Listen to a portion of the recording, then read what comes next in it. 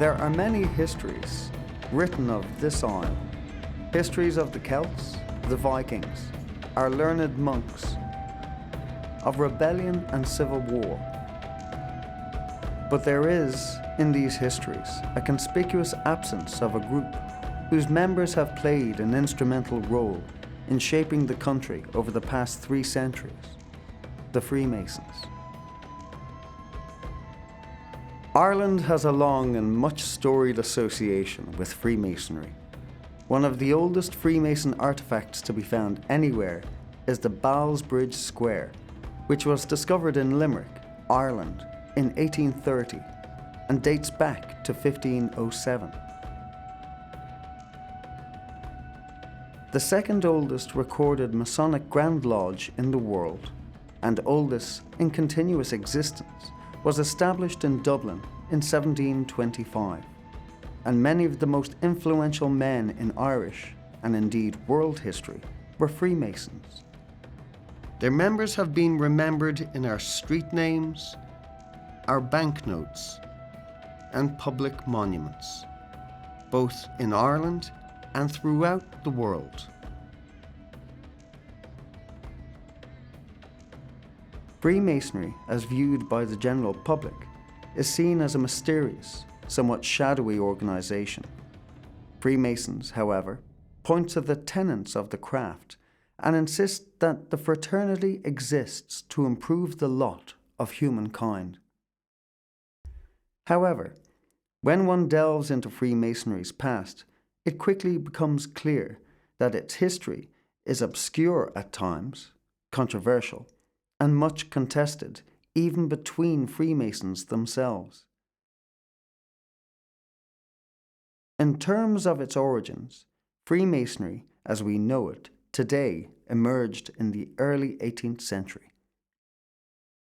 However, some would point to the esoteric knowledge of ancient Egypt and the rituals and teachings of its mystery schools, as well as those of classical Greece and Rome, for the origins of what we know today as Freemasonry. Others would point to their origins in Jerusalem and the building of the Temple of Solomon by Hiram Abif for King Solomon, while others would even say that it was the Knights Templar, veterans of the Crusades in the Holy Land, whose base in Jerusalem was situated on the Temple Mount, the site where the Temple of Solomon once stood, who introduced the roots of modern Freemasonry to Scotland after the Templar Order was disbanded by royal and papal decree throughout Europe in 1307. Most would agree that the Stonemasons' guilds, which emerged in Europe during the Middle Ages, and who were responsible for the construction of the great cathedrals at which we still marvel today, were precursors to the formation of the Grand Lodges, which began to appear in the 17th century. But even that is disputed. What is not disputed is the fact that since the formation of the Grand Lodges, many individuals on the rolls of Freemasonry have had an instrumental influence on Irish and Western world affairs. Its ranks boast royalty and revolutionaries, military generals and artists, presidents and philosophers. The current monarch of Britain, Queen Elizabeth II's cousin, Edward Duke of Kent, is the Grand Master of the United Grand Lodge of England, as was her father. And historically, there have been many links between Freemasonry and the British Crown. 4 of the last 5 kings have been Freemasons. 23 princes of the royal family have been Freemasons, including 8 who were Grand Masters of England. George Washington and many of the signatories of the Declaration of Independence were Freemasons, as were many of the figures behind the French Revolution and the Irish Rebellion of 1798. Robert Walpole, regarded as Britain's first Prime Minister, and Louis Adolphe Thiers, who became first president of the Third French Republic, were Freemasons, as were Simon Bolivar, who played a pivotal role in the establishment of Venezuela, Ecuador, Bolivia, Peru, and Colombia as sovereign states. Giuseppe Garibaldi, considered as one of the fathers of Italian unification, and José Rival, national hero of the Philippines. Composers like Mozart, famous authors like Mark Twain and Rudyard Kipling, and immortal entertainers like Harry Houdini, Charlie Chaplin, Nat King Cole, John Wayne, and Stanley Kubrick were all fellow brothers. In modern history, men like Winston Churchill, who was Prime Minister of Britain during World War II, Franklin D. Roosevelt, who was President of the United States at the beginning of the war, and his successor, Harry Truman, who was in office during the war's conclusion and the dropping of the atomic bomb. All were Freemasons. J. Edgar Hoover, who founded the FBI, and Allen Dulles, who became the first civilian director of the CIA and its longest-serving director to date.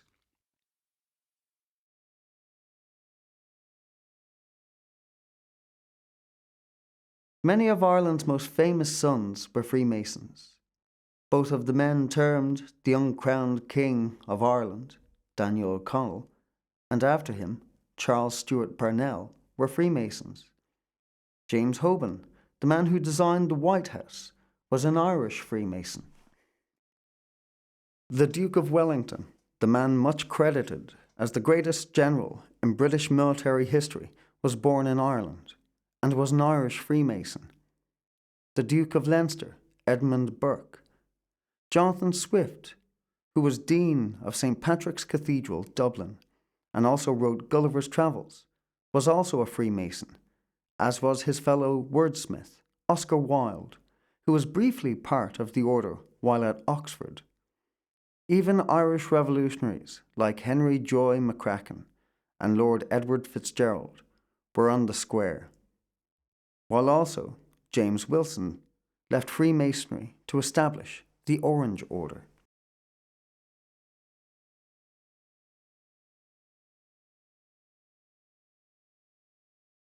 Due to the secretive nature of the fraternity, it is difficult to trace the origins of Freemasonry into Ireland.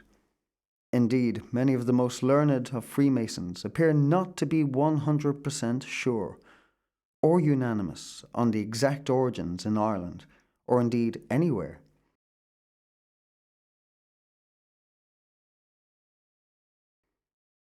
Some would say that it came to Ireland as far back as the Norman invasion under Strongbow. Others would say that the basic ritual system came from the operative stonemasons.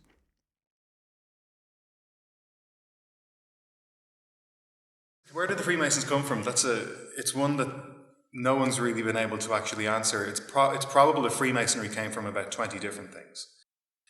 Whether it actually came from the original stonemasons who were building castles and cathedrals in the Dark Ages, it's kind of anyone's guess. We're more than likely related to them somehow, but no one really knows how or why or when that actually happened. I kind of lean towards the idea that we copied them. But then in about the, say, mid to late 1600s, this fraternity that we have now started to appear based on those original stonemasons one way or another. So it got its legs really in the Enlightenment period as a secular fraternity, a pluralist society, if you want. I prefer to use the term pluralist. A fraternity for any man who believes in any higher power. That's what we really are. And it's what we've always been, really, since the beginning of the Enlightenment period. It's hard to put a date on when Freemasonry actually began. We know that they started keeping accurate records, minutes of meetings and so forth, around 1700.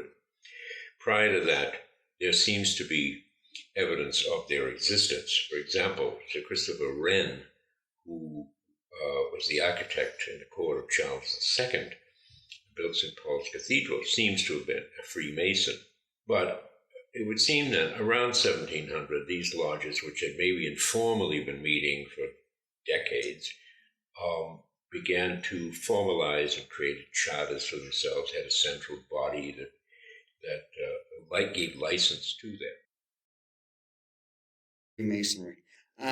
Some scholars date it back to the building of the Temple of Solomon and the story of Hiram Abif, if I pronounced that correctly, which would predate Christianity. Others point to the Knights Templar, while many would argue that Freemasonry, as we know today, began with the creation of the Grand Lodge. Could you please give some understanding of the origins of Freemasonry, touching, if you can, on the possible starting points mentioned? Freemasonry is originating from an old traditional craft, the Stonemasons. I see the origin of Freemasonry in the lodges, which were the lean-to structures on cathedral building sites. Those lodges were workshops where the stonemasons kept their tools and where they met and where they discussed and where they made their drawings and plans for the building. This is the origin of masonry, what we call craft masonry. Craft being a stonemason's or mason's craft. King Solomon's temple is a symbol within craft masonry. Even the old craft lodges in the Middle Ages had symbolism. I saw recently a film about the cathedral in Cologne, which is still under construction. It is under repair. And they have also lodges, not Masonic lodges, but workshops to restore or to repair the whole building. And those lodges, both in Middle Ages and also today, had some stories or contents, and that was King Solomon's temple. They said, where was building and craft coming from? It was the main big building at those times, but King Solomon's times. He built a magnificent building in Jerusalem, which was unique in those times, and not only Solomon was involved, but also architects from neighboring countries. And when you mention Hiram Abif was an architect from the Lebanon, a Phoenician.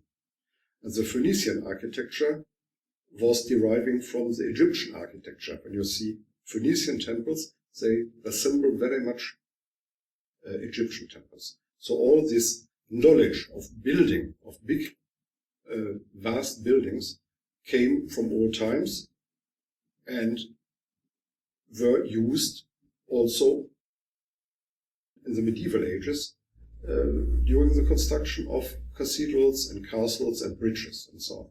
And that's where the origin of craft masonry is coming from. And we follow those traditions. We have similar tools which the old masons used before, square, compass, chisel, hammer, and so on, but we put a symbol on it for our own life. 19th century, when modern Freemasonry begins, they borrowed a lot from the Guild of Freemasons. The Guild of Freemasons was a sort of trade union, if you will, of people who went around building things like castles and cathedrals. Now, unlike other trades, like, say, silversmiths, goldsmiths, or carpenters, they moved around. In most medieval cities, the guilds were expected to stay in one place. So if your grandfather was a goldsmith, you were likely one as well.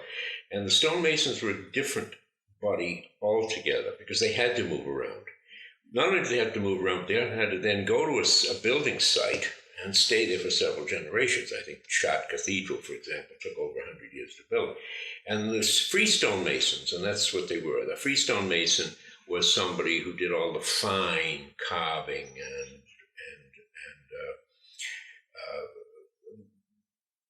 embellishments of the stone. They just didn't put one brick on top of another.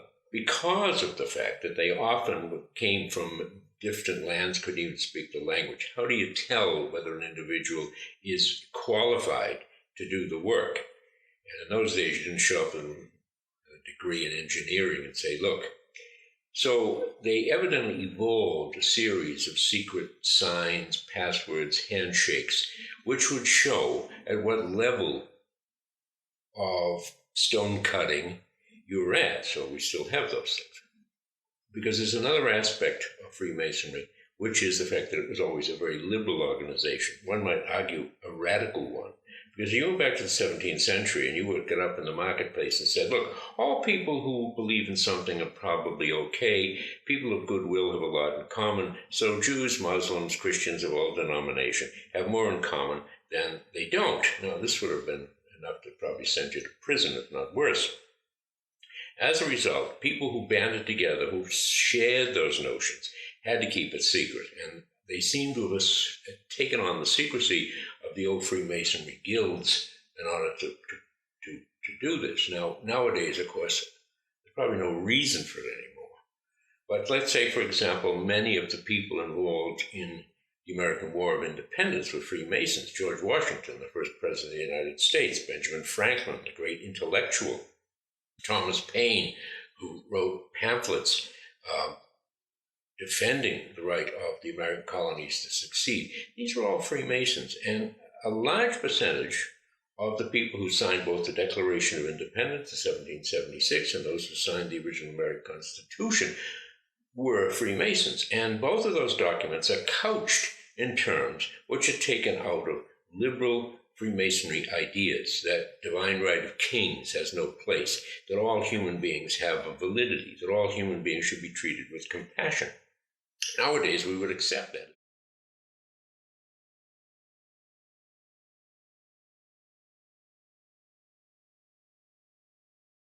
The Grand Lodge of Ireland is the governing body of Irish Freemasonry and today consists of hundreds of associated lodges located throughout not only Ireland, but in many places throughout the world, whose warrants come from the Grand Lodge of Ireland and are therefore under its jurisdiction.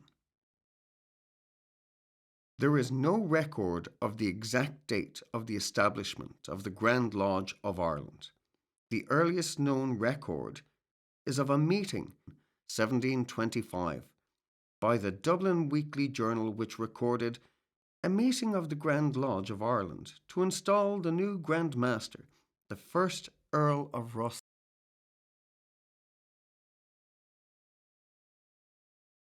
This is Grand Lodge of Ireland. This is the HQ, if you want. This is the governing body of all Irish Freemasonry.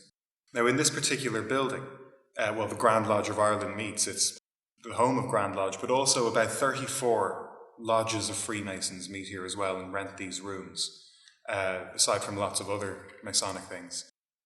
So as I think I mentioned to you before, this building is not a lodge. This is just a building. A lodge is a collective noun of Freemasons.